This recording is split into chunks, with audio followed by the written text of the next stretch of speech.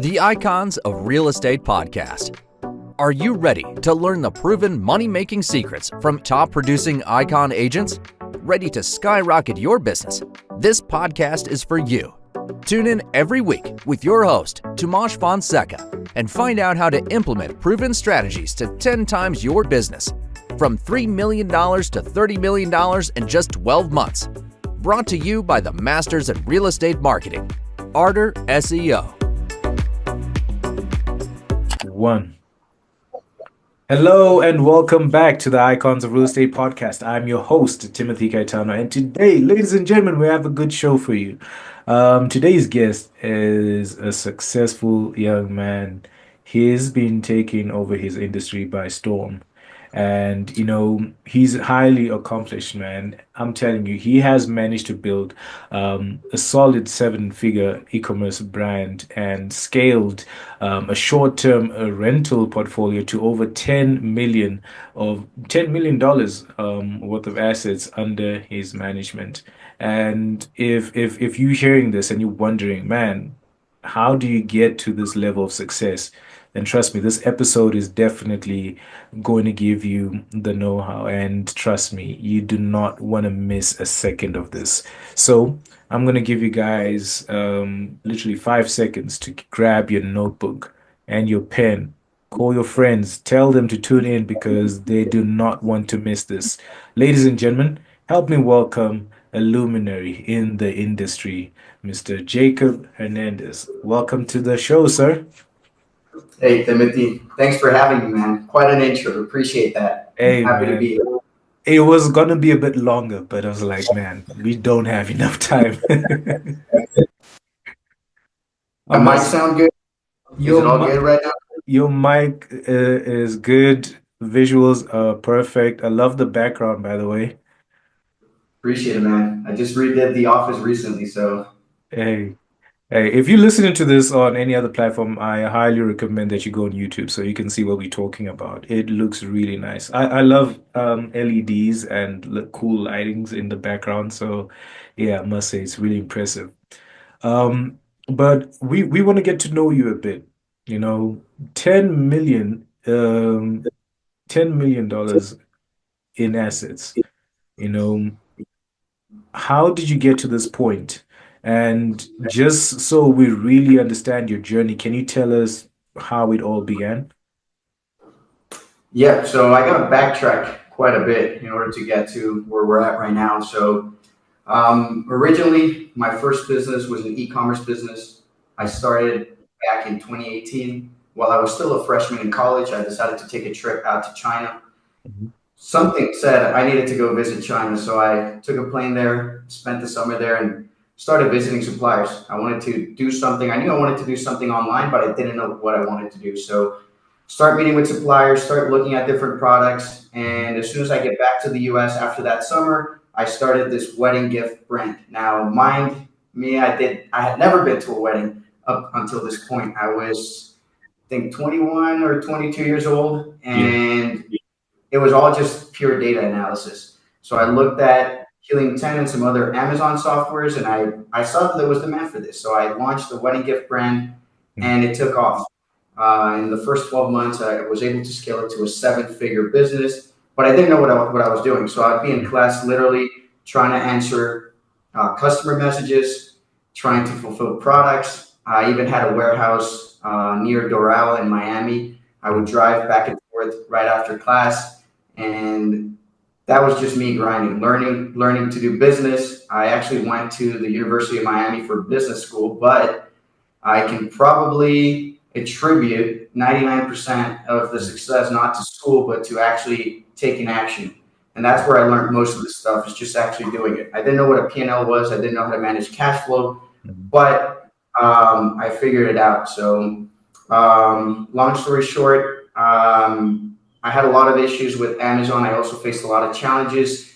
I had to take out multiple Amazon loans just to stay afloat, because the problem with e-commerce when you're dealing with products is the more you grow, the more cash it needs. And because you're dealing with suppliers in China, you have products that are lead times 30 days plus 60 days. via a boat. You're waiting for it to get there, and then it has to get into Amazon, and then you fulfill it. So it might be 120, 160 days before you even see a return on your money. So long lead times, the more you grow, you need more cash. And you have Chinese competitors, which they're fierce. My own suppliers started copying my best-selling products. And at some point, I thought I was going to go bankrupt. I didn't know how I was going to make payroll. I didn't know how I was going to pay expenses. And I started looking at real estate. I'm like, man, I really need to diversify my income. I can't keep relying on just e-commerce. And I wanted something safer, but at the same time, I didn't want to relearn a whole new industry. And that's when I found out about short-term rentals and how I could apply basically the same digital marketing experience that I had been honing during my Amazon days. And I could apply the same exact strategies, but instead of being products, I was now applying it to real estate. And that's how I got into real estate. It was basically finding that there was so many similarities between the Amazon marketplace and the short-term rental Airbnb vacation rental space. So that's how I got basically into it. And that's impressive. So if you're listening to this and maybe Jacob probably sold you some wedding products and you're only finding out now that he's never been to a wedding. You're like, man, I trusted him.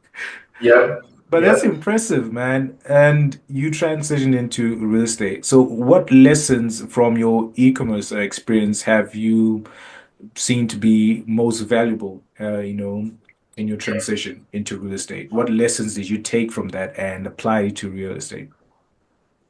So just like on Amazon, picking the right product is probably the most important thing you can do. In real estate, it's picking the right property in the right location. So e-commerce is pure data analysis. And that's the same for real estate. If you want to succeed, what I started doing was first identifying the best markets based on tourism demand, based on weather, based on seasonality. And after you identify through data what the best location is, it's also the type of property you buy. So most people, when they're getting started, they don't look at this and they don't look at the market saturation, and they'll be saying things like Florida saturated, Tampa saturated, this market saturated. It's only saturated because you're buying the incorrect unit mix. If you look at the data and you analyze the different unit mix, you might see that yes, one bedroom apartments or two bedroom apartments are completely saturated. But if you look at bigger homes, and this is what we did, we identified a gap in the market, which was 6 bedroom plus homes, where we could host 16 plus guests, but the home also had a pool and it was waterfront. Immediately, we had barely any competition. So just by acquiring the right asset, we had already eliminated most of our competitors. So data analysis, critical. You want to understand where the gaps in the market are, and every market can either be saturated or you can find the blue ocean. So finding the blue ocean is critical. After that, then it's your launch strategy. So on Amazon, you have the same principles. If you want to rank on Amazon, you need to have visibility. So let's say you launch an iPhone case, there's going to be 20,000 iPhone cases. If you're not on page 1 or 2, nobody's going to purchase. You're not going to get found. The same principles apply now to the vacation rental space. So most people, they think that once they acquire the property, they design it well, and then they just put the listing up, set it and forget it. And then they're like, hey, I'm not getting any bookings. My occupancy is so bad. Well, you don't have a strategy. So you need to have digital marketing principles. You need to have an optimized listing. You need to have a really good main image. And you need to be mindful of all the different data points that the algorithm is looking at. And I can go deeper into this. It's a whole rabbit hole on how to launch properties on Airbnb. So I don't know where we want to take it, or if I should just dive straight into it. You know what? I think you're helping a lot of people out right now. So let's go deep in that hole, man. Let's really talk about it. Okay. So when you're going to launch a property on Airbnb, there's a couple key ranking metrics that you need to be looking at. So keep in mind when you're searching on Airbnb, and I always like putting myself when I'm a guest. When I'm looking on Airbnb, you're going to search for a city. Say you're going to Miami. You search for Miami, you put on the guest count, and immediately it's going to filter all of the properties for that guest count, right? Mm. But then you have maybe 20 pages worth of listings that all might look similar. So the only levers that you have to catch the guest's attention in a couple of seconds is your main image, your price, and your title. Mm. Main image being the most important one. So if your competitors all have an image with, I don't know, a sunny background, well, you want to have a different color. If all the competitors have blue, you may try and do red, right? You want to stand out. You want to stop their guest attention, and you want to catch their attention. How do you do that? Well, you need a really good main image that is different from your competitors and that is featuring your most important amenities. So we always had the lakefront showing the pool. If we had to, we would sometimes when the photographer would go, the best shot usually was not catching the jacuzzi. So we would move the jacuzzi around and Photoshop it in. Like we would do anything that's needed so that in your main shot, you have absolutely everything that's going to stop the guest and be like, okay, wow, I need to look into this. So that's your first thing. It's your click-through rate. Airbnb is tracking from the main page how many clicks your listing's getting versus your competitor. So click-through rate, key factor in the Airbnb algorithm. So when you're learning to rank products on Airbnb, you need to learn how to talk to the algorithm. So you need to learn its language. So once you optimize your main image, which is the most important, and what we usually do is we do split tests. So we may run one main image for 1 week, we track the number of clicks, then we run another one, and then we run another one, and we'll do it with at least 5 images that we think are going to be the best ones, and we'll be tracking the results in the spreadsheet. At the end, from all the clicks that we gather and all the data that we gather, we know what image gets the most click-through rate. So if you're going to do just one thing, optimize your main image. You're going to start seeing results immediately. That's probably the most important thing, right? Yeah. Next is time on listing. So Airbnb is tracking how much time guests are spending in your listing. So how do you keep them engaged? Well, you need really good secondary images. You need long descriptions with FAQs where you're going to be answering any questions the guests might have, and you're just trying to hold them inside of your listing. So usually we have QR codes that people can scan to go to YouTube to watch a video, and they're going to be on your listing for all this time. Like they're not closing your window, they're just going to another window, and this might be a 5-minute listing. So immediately, boom, time on listing through the roof because you have so many things for guests to look at. Then you have, of course, your conversion rate. Airbnb is tracking out of how many clicks are people actually contacting you.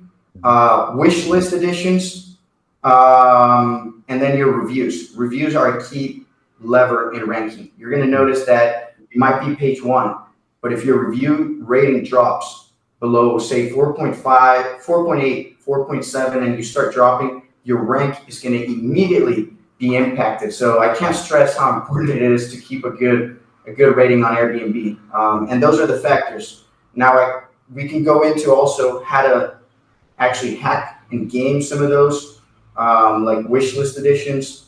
And basically what you do there is there's Facebook groups where hosts help each other out, and you can add your listing there and ask people to add your listing to wish list, but it's not very scalable. Usually what we do when we launch is we'll launch with influencers. So we'll basically get a couple influencers at our houses to record videos, and we'll have them run a contest with their audience, telling them to do a couple of things. First, they need to go to our listing and add it to wish list. And second, if they want to enter into the contest, they need to contact us as the host, right? And when they're doing that, they're sending the signal to the Airbnb algorithm of the intent of booking, right? And you're going to see your listing skyrocket. So whenever you're going to launch, we always have a launch strategy. When we're not just going to, like I said at the start, you don't just put a property on Airbnb and then pray that you get bookings. You need to be intentional, Yeah. right? I think that's what most of us have been doing, guys. Like, we've been putting properties there and just crossing our fingers and praying to God that, we have people that click on that hit us up and be like, hey, we really want to get this property rented. And I think if you guys are listening to this and you guys are taking notes, trust me, this would definitely help you in your business. Now, were there any challenges when you transitioned from your e-commerce business into short-term rentals? Because I can see you have it figured out right now, but was it always like this? Or did you get to a point where you invested in something and really lost money while you're trying to figure out a proper system? How did it go when you transitioned from e-commerce to short-term rentals? Well, the first thing that happened when I transitioned to short-term rentals was I became a general contractor. Mhm. Just trying to manage people to do a bathroom remodel, Mhm. not knowing anything about remodels. I had never even had a house, right? Yeah. I didn't even know what I was doing. But yeah, probably that was the biggest challenge. And it was trying to save money on everything. So I even, at the start, I didn't hire an interior designer. It wasn't only once we were like 3 months into the project and we had all these challenges with delays and it was just so much work that I decided, hey, I need to hire an interior designer. That was probably the best decision that I could have done for Mhm. that property because that property was 95% booked the whole year, all year round. Because again, coming back to what probably one of the most important things they need in your business is surround yourself with the best people, hire the best teams, and don't see it as an expense. This is an investment. Mm. You should be focusing on your unique ability. And if you're not good at design, you're not good at managing contractors, or you don't even know what you're doing, then try not to. Yeah. Trust me, it's going to be better long term. You might spend $5,000, $10,000 more, but you're going to make that back once your property is cash flowing. Mm, I love that. And you said this just before we got into the recording. You were like, surround yourself by people that are smarter than you. I think that's the best advice I've ever heard because with us, when we get into business, our egos go through the roof, man. We just feel like, hey, man, we're the big shots now, right? Yeah. I'm the smartest person in the room. What you talking about? I know my business, but it's always good to hear that, you know the secret to your success was surrounding yourself with people that knew exactly what the goal was and helped you to get there, right? You just mentioned you might not be good at a certain thing. Don't try to force it. Get someone that is good at that, right? Now, I'm also curious, what key metrics or KPIs do you use to track to ensure a consistent success and growth in your short-term rental portfolio? So we run on EOS, which is an operating system. There's also scaling up. So there's different um, systems that you can be running your business on. But basically, what we do is we have a weekly meeting called the L10, where we go over our scorecard and some of the key metrics that we're looking at. And we have the metric and also the goal or the target. And that way, it's going to either color code it green Mhm. or red if we're off track. But pretty simple. I mean, you can keep it simple here. The most important is that you're tracking these metrics, but revenue, ADR, you need to be tracking if your nightly rate Mhm. is improving or not, your occupancy versus your target. And I like tracking occupancy on a 7, 14, 30, 60, and 90-day period, Mhm. your rank for different guest counts. Now, if you have a big property like ours, we didn't care if we were not ranking for 2 guests, right? That was not our target market, right? But we did want to rank for 10 plus guests. So we're tracking our rank for 10 guests, for 12 guests, for 14, and for 60 because rank is going to be different for different guest counts. So that's a different thing to keep in mind, right? Your rank is not going to be the same for all guest counts. It's going to vary. So we're tracking that rank for the different guest counts, our rating, which I told you super important to always be tracking. That shouldn't be dropping below 4.85. And then superhost status. Superhost status tells you how you're managing things and how your team's doing it. And then we're just tracking our e-concierge team, how fast they're responding to messages, and the quality of those responses. So it's pretty simple. It takes me probably 20 minutes, 30 max a week to check for all our properties, and it really helps us stay in line. And then I know who's responsible for each metric. So there's going to be a name assigned to each metric. So I know, hey, rank, I know I need to go talk to this person if the rank is not according to our target or if we're dropping and figure out what's going on. Man, you heard it. I hope you guys are taking notes, man, because look, if you're not taking notes, then you better replay this because there are gems in this episode. And if you're really serious about growing your business and scaling, man, trust me, this is the episode for that. Now, I am going to take this opportunity to give a quick shout out to the sponsors of today's episode, and that's the Icons of Real Estate Podcast Network. Now, if you didn't know this, we are here to make podcasting accessible to you guys, right? If you this is my question as always. If you wanted to get started with your podcast, what would you call it, right? Comment down below. All right. I'm going to be looking at the most creative name and I might just give you a call. But today we're going to ask our guest, Jacob, if you were to start a podcast, what would you call it? Easy. It would be called Freedom Vest, and I'm actually starting it. So we're just creating that YouTube channel, that podcast, and we're going to get started with that. So you'll see us soon. Hey, Freedom Vest. You heard it here first with you heard it here first, guys, right? Is Freedom Vest. So you guys are gonna be the first subscribers because look, man, I think this is the one of those channels that you'd really need to subscribe to if you want to learn how you can actually, make a bit more money. To be like Jacob here, man. He's looking good. He has the rollie on. I know you guys also want to be there in life, right? And if you want to learn, if you want to be the best, you have to learn from the best. So I'm telling you guys, as soon as it's out there, best go and subscribe to that. Now, for the guys that do want updates, what's the best way for them to get in touch with you? How will they know when your podcast is out, man? Well, probably sign up to our newsletter. It's going to be on our website. So freedomvestcapital.com and just sign up to our newsletter. We're going to send an update. We're also launching a free course and we're launching an ebook. So it's going to be on Amazon Kindle. It's going to be all about Airbnb, ranking strategies, marketing, decoding the algorithm. So just diving deep into all the stuff we went in here, but going even deeper. It's going to be full of nuggets. So you don't want to miss that. You do not want to miss that. I heard my favorite word, and that's free. So you guys want to get the free course, then you have to go to his website, right?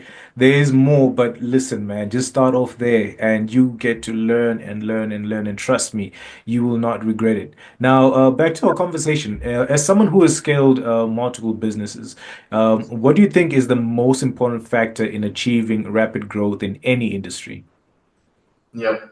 So I think we talked about this off podcast, but what I try to do always when I'm entering a new industry is finding the best, smartest people that I can surround myself with and paying to be in those masterminds. So when it was my Amazon days, I was part of MDS, which was the $1 million seller group. That was huge for my growth. Why? Because it keeps your ego on the line. It shows you what's possible. It motivates you. And then you have a network and a community that you can reach out to for any questions that you have. I did it again and with the real estate. I'm part of the Collective Genius, which is a high level also real estate mastermind. And I just keep doing this all the time. So surround yourself with the best.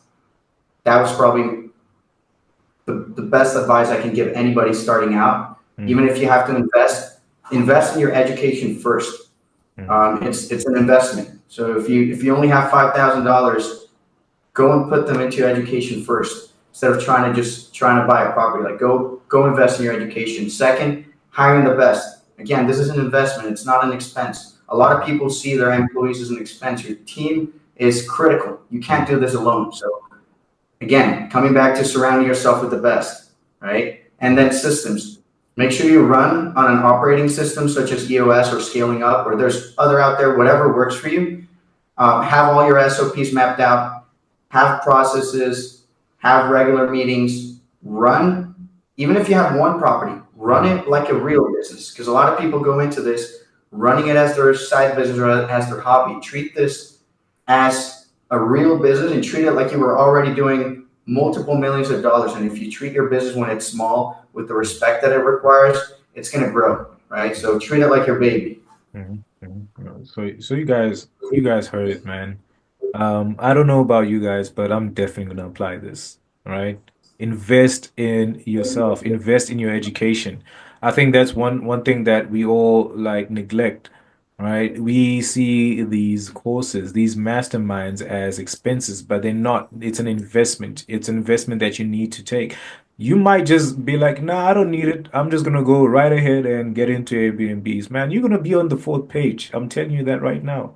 And no one's gonna know about you. All right. So learn from the best. Surround yourself with the best in the industry, in any industry that you want to get into, and you'll be successful. Those are not my words, it's Jacob's words. All right. And he's successful in this. So trust me, it's definitely going to work for you. Now, lastly, for someone interested in both e-commerce and real estate, what do you believe is the best way to balance these two industries and achieve success in both? So that's why I sold my e-commerce business. I really don't think you should have your focus on two different things. Mhm. And when I had to choose between e-commerce and real estate, for sure, real estate. Mhm. And so there's no two things going on, right? I really believe that in order to reach your goals, the most optimal way is to just be focused on one thing. So yeah, no, I'm not, I don't have my attention right now on two things. Right. So I think that's good advice right there. Unless we find a way to clone ourselves, then hey man, focus on one thing, master that thing, and you'll be successful. I think a lot of us try to, introduce ourselves like, yeah, I do e-commerce, I do real estate, I also do this and that, I do that. But what are you successful at? Right? You might be doing a lot of things and be failing at everything. So find something that you're good at. Find something that's really bringing in a solid return and focus on that.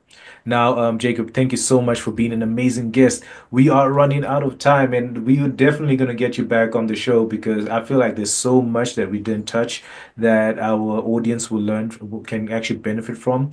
But, I do want to appreciate you for being a guest on the show. You're an inspiration to young people out there, and you are proof that if you really work hard, focus on what you love, and wait, man, you don't even have to love it. Focus on what you want to achieve and invest in yourself, you definitely be successful. So thank you so much for drilling that into our minds and being an amazing, amazing guest on our show today. It was my pleasure, and thanks for having me. So anybody that wants to stay in touch, just visit our website, freedomvestcapital.com. Mhm. And you have any social media? Can we follow you on Instagram? Yep, it's going to be my first and last name. I guess you'll add it to the We're gonna have, notes, and yeah. we'll just add the links because yeah, it's All going to be right. easier that way. All right, so guys, we're gonna make it a lot easy for you guys. All right, it's gonna be everything is gonna be in the description. So if you want to reach out to Jacob and the team, trust me, you will not regret it. Everything will be in the description. Visit their website. He told you the podcast is on the way, man. I don't know about you, but I'm gonna be the first subscriber because man, we're gonna be making money here, and I don't want you to be left out. All right, so from your host Timothy Kaitano with the amazing Jacob Hernandez. I want you guys to take care of yourselves. Share this with your friends. Share this with your social circle because they will love you forever. Any final words from you, Jacob, before we leave? All good, all good. I think you said it all, my friend. Thank you All for right. having me. Hey, thank you so much for being on the show. Guys, you take care until we meet again. Peace. Oh man, that was good. That was good, man. I love this. Man, your podcast is gonna be a hit. Your podcast is gonna be a hit. Oh man, when are you launching the podcast? Do you have everything set, or are you guys still working on that? Not, we're working on everything. It's been I'm just trying, like, I just started building my personal brand. Like, this is my first podcast. I Hmm. had done one with back in my Amazon days, but I really never shared my journey. And talking to a lot of mentors and friends, they're like, "Man, you really should start sharing your journey, build that personal brand, get on podcast, and it's gonna help people out." And when I started seeing it that way, because we might have some like barriers inside of us where we think, "Hey, I'm not ready to be Hmm. not ready yet. Yeah, I'm not ready yet." But at any stage, even when you're just doing 10 grand a month, there's somebody that's not doing anything that wants to yeah. hear and that would be valuable. So getting over that mind, I don't know, it was maybe like a limiting belief or something. I'm like, okay, I'm just gonna do it now. Yeah, and I'm glad you're definitely doing that because your story is really, really inspiring. And I think a lot more people need to hear about it. So we're really looking forward to seeing that. And what we're gonna do is we're gonna make sure that a lot of people watch this episode right here. So our team is gonna work on a promotional article that we're gonna have on our website, and would love to write one for your website. There's no charge to this. I just want to find out if we have your approval. Can we do this? Absolutely, brother, and I appreciate it. Sure. Also, my assistant filled out the wrong information with our other website, which is not the personal Oh, brand. So it's not the Freedom Vest. They put the other, our oh, company's website, which is like the management company. So we're going to send you an email. Like, we built like this really nice Word document with my photo, with no background, and with background, my social media, my story, and links. So oh. you have all that organized for you to link back. All right. Perfect. That's going to be perfect. So thank you because I will send you an email in the thread. You can send that over. We're going to make sure we add that in the description. Another thing, just before I let you go, man, you are on a really, really nice path, and we want to be part of it. We want to, help, get your message out there. We are a podcast production company, right? We produce podcasts, and we don't just produce podcasts just for the sake of making you famous, but you want to tell your Mhm. story. You want to motivate people, and most importantly, you have courses that are on the way, right? I think a lot of Yep. people can really benefit from that. So, what our podcasts are designed to grow your business. In one way or the other, you're going to have to grow your business through podcasting. And that's exactly what we do. So, apart from just getting your podcast, you get guests on the show, right? You get guests that are within your industry. You're going to have fun conversations with people within your industry as well. And you also get to grow your brand. So, we'd be happy to share how we work. And if it makes sense Yep. for you, we can have further conversations. If not, that's perfectly fine. You might find another company that does it better. We okay with that. We still have an amazing episode with you. Would you be open to just hearing how we work? And if it makes sense, we can have more conversations.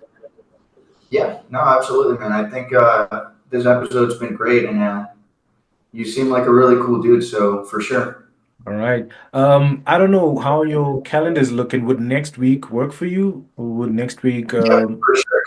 If you can send over just via email my assistant's on my email, so she'll get back to you, and I'll tell her to just schedule a call for next week again. all right, all right, all right. So would she pick out a date or do you want to pick out a date for it? Because Okay, we'll she knows my calendar. She's got my calendar all set up. I don't even look at it, so she'll best know when to do it for us. all right, so I'll reach out to her shortly after this. But thank you so much, man. Looking forward to having you on the show again in the future. I think there's so much more to discuss, and who knows, we might also be discussing this when your podcast launches as well. Absolutely, brother. And when can we expect the podcast to launch? Like, what's the process with you guys? Usually, We do have other episodes that I have to release before this, so it might take about 2 weeks, but before that, we will send you marketing material that you can post on your social media, on your Facebook, Instagram. We'll have quote cards from this episode, reels that you can post, including the promotional article as well. So we'll send you that just before the release, and as soon as it's done, we'll let you know, and you'll be the first one to get it, man. right, right, yeah, that's what I was going to say because I want to do some marketing around it as well, so that when you launch, we're sending also all of our traffic to your podcast as well. All right, we're gonna do that. So we'll make sure that our editors and our coordinators constantly communicating with you guys via email. So you'll know when we're done editing, when it's ready to release. So you guys can also send over some audiences our way as well. Awesome, appreciate it, my friend. All right, All we'll be right, in touch then. man. We'll be in You touch. I had take a care. good time, man. You take care. Hey, you have a great eye, man. You spotted the watch. Yeah, I saw that you lifted your hand and I saw the logo. I was like, hey, wait, there, that's Rolly. What is it? Is what which one is it? They just Yeah, just yep. oh, that's beautiful, man. Love it, man. Oh Got a man, good eye. yeah, I have an eye for these kind of things, man. All right, man. Thank you so much. I really enjoyed this, man. You have a great weekend, bro. You too, brother. Take care. Okay, bye.